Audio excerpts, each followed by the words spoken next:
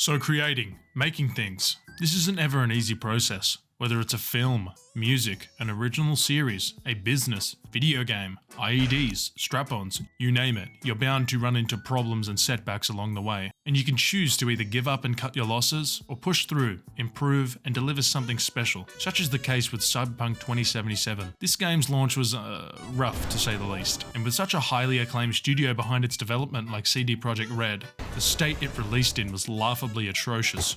It was an unpolished, buggy mess. But beneath the surface was something special, and with the release of its latest DLC and 2.0 update, I believe this is what we were waiting for. Wake the fuck up, Samurai. We're out of early access.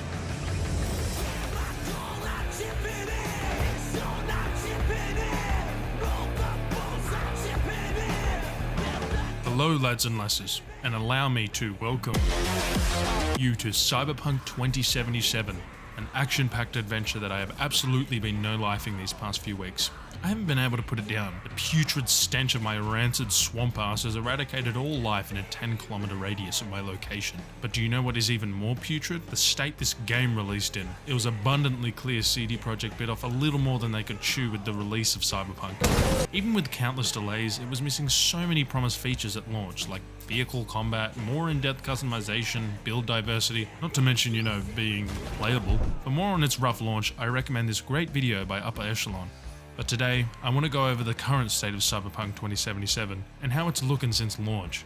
How much has been fixed and added with the 2.0 update? Did the Edge Runners anime that absolutely fucking slapped my virgin ass keep it alive? Is it in the state that was promised at launch? Short answer, almost. This is by far the best time to give Cyberpunk a crack, so join me as we dive into the state of Cyberpunk 2077 in the year 2023, starting with...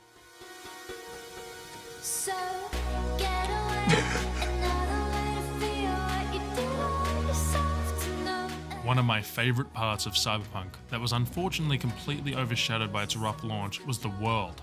Cyberpunk has one of the most captivating and enthralling universes I've ever experienced in recent years. Not much has been changed with the 2.0 update, apart from some AI improvements, additional activities and quality of life fixes, which has really improved the immersion. Set in a futuristic dystopian megatropolis called Night City in the year 2077, where advanced technology and extreme body modifications in the form of cybernetic implants and augmentations that make you look like a fleshy transformer are a staple part of society. It's a harsh and cruel place where corporations and rampant gangs contend for dominance and power, leading to extreme violence, discrimination and division. The usual cringe political mumbo-jumbo. I'm just here for a good time, just to make memories. Everything about the style of Cyberpunk 2077 just tickles my toes. The visuals that will suck the oxygen out of you, the dark, gritty, RGB, mega techno-futuristic aesthetic of the world, the bustling and hustling, densely populated cityscapes housing all kinds of goobers, whack jobs and places to explore, the absolute boner jams that is this game's music, its captivating lore that has some of the most interesting and wicked ideas as well as absolutely horrifying concepts. CD Projekt Red absolutely nailed the vibe and atmosphere for this game. So Cyberpunk is an open world game, which can sometimes be a detriment if the world is boring and void of shit to do.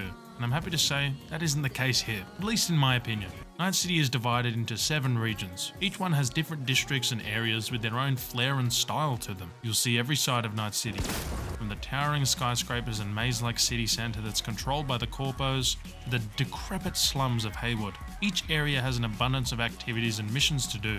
You can flex your wealth on the homeless, commit acts of terrorism, become heterosexual, pirate Baldur's Gate 3, and that's only scratching the surface.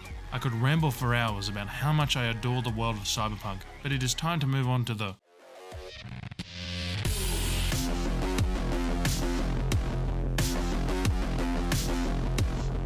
Now that the world of Cyberpunk 2077 has been established, it will make the plot far easier for us Neanderthals to comprehend. And as always, I'll do my best to avoid major spoilers, but first, don't be alarmed. There is an intruder in your house. They are coming.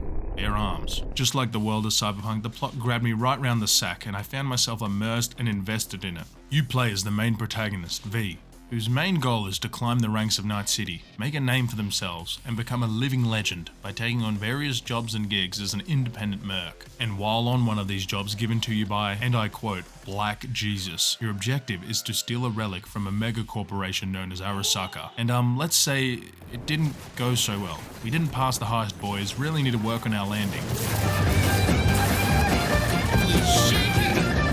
and on the relic was an experimental virus, not the kind that your old fart of a grandma falls for, the best kind, Keanu motherfucking Reeves. Hell yes. This virus threatens to overwrite your mind, so you must find a way to remove the biochip before it kills you, with the help of many chumbas you meet along the way. And I gotta say, the characters in Cyberpunk are great. All of them are really fleshed out, add heaps to the plot and lore, and are super memorable.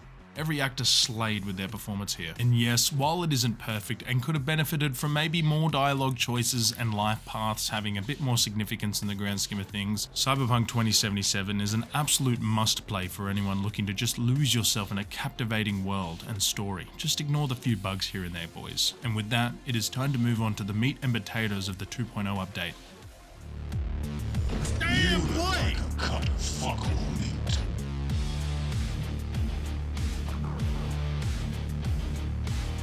Alright, buckle your seatbelts gamers. We have quite a lot to cover, so grab a maxi-bond for the ride. Cyberpunk 2077 has had a complete overhaul with the 2.0 update. Almost every system has been reworked and updated, so I think going over what's been changed and comparing said changes to the previous version and systems will give you a good idea of just how much has been added and revamped for the better. If I had to summarize Cyberpunk's gameplay in 3 words, it would be salivating as fuck. The combat is crisp, movement is filthy, the gameplay is builds and progression give me hemorrhoids. The good kind. And with the 2.0 overhaul, Cyberpunk is finally where it deserves to be. It feels like a completely different game. Let's start with building and progression, which will have the biggest overall effect on your experience with the gameplay. Cyberpunk offers plenty of unique wacky builds and playstyles to suit all of your unhinged needs. You can be epic hacker, make people commit self-immolation, send malware to their cerebellum, spy on them while they sleep.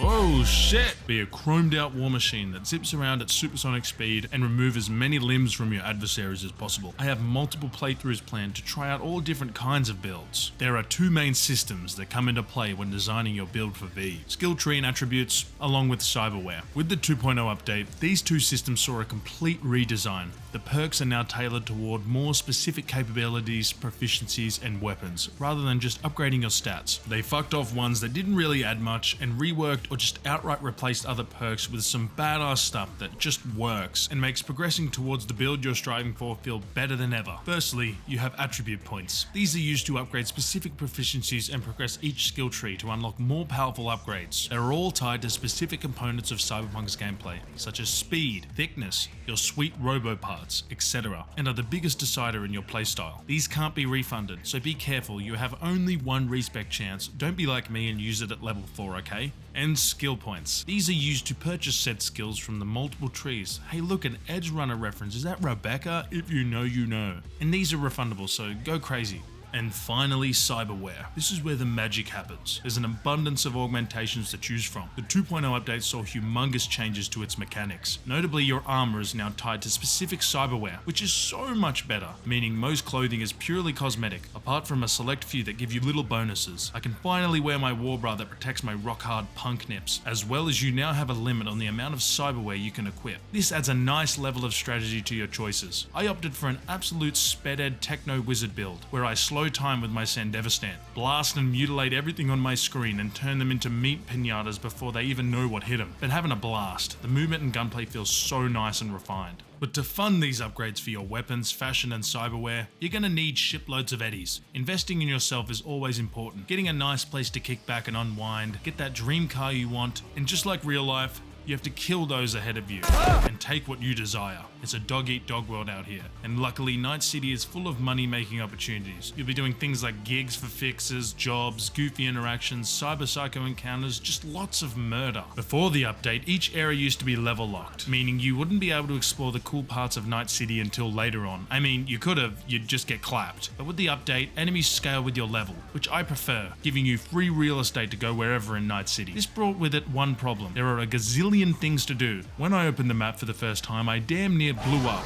There are so many fucking things. My advice would be to do a few activities on the commute to each story or side mission to ensure you're not underleveled. You got this. Lastly, vehicle combat. It was a cardinal sin this game didn't release with it, and I can't tell you how nice it feels to whip out my Glock and light up not only pedestrians, but the police. CD Projekt Red finally fixed the god-awful AI. Law enforcement actually poses a threat now, giving chase to the player, and if your kill streak gets too high, max tac will pull up, which, bro, Nice! About time. And hey, weaponized vehicles go hard. So with all that being said, does this game fucking work? Is it worth the fat $1 dues? I'm glad to report only very few bugs on my end. This is very subjective depending on the power of your system, of course. As a lit epic gamer, this recent trend from AAA developers of, wait, you're telling us you want a finished product? Hold up, bozo. Nuh-uh.